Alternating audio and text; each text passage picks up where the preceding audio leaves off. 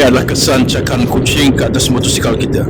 Apa khabar semua? Siapa yang ada masalah kucing selalu cakar seat motor, hari ini saya nak memperkenalkan satu produk yang boleh membantu untuk melindungi seat motor kita daripada cakaran kucing.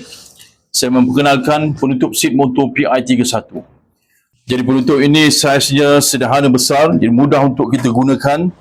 Kita hanya perlu letakkan di atas motor kita dan kita sangkutkan di bahagian kiri, kanan dan juga di bahagian belakang. Penutup seat motor ini dibuat daripada canvas yang tebal tetapi lembut. Jadi amat mudah untuk dilipat.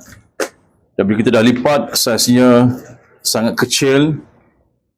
Jadi penutup seat motor ini kita boleh bawa ke mana saja dan kita boleh gunakan. Jadi kita dapat lindungi seat motor kita bukan sahaja daripada cakaran kucing, tapi juga daripada panas, hujan, najis binatang dan sebagainya. Jadi siapa yang berminat dengan penutup seat motor ini, boleh hubungi saya atau layari laman web seatmotor.com.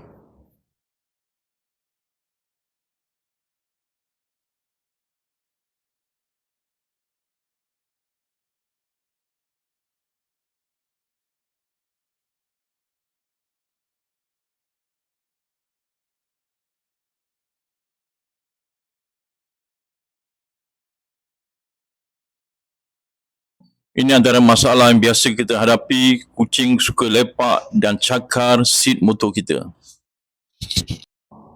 Kita boleh lihat kesan tapak kaki kucing, bulu kucing dan juga cakaran kucing. Tapi Alhamdulillah dengan menggunakan penutup seat motor PI31 ini, seat motor saya dapat dijaga daripada cakaran kucing. Apa khabar semua? Siapa yang ada masalah kucing selalu cakar seat motor, hari ini saya nak memperkenalkan satu produk yang boleh membantu untuk melindungi seat motor kita daripada cakaran kucing. Saya memperkenalkan penutup seat motor PI31. Jadi penutup ini saiznya sederhana besar, jadi mudah untuk kita gunakan. Kita hanya perlu letakkan di atas motor kita dan kita sangkutkan di bahagian kiri, kanan dan juga di bahagian belakang. Penutup seat motor ini dibuat daripada canvas yang tebal tetapi lembut. Jadi amat mudah untuk dilipat.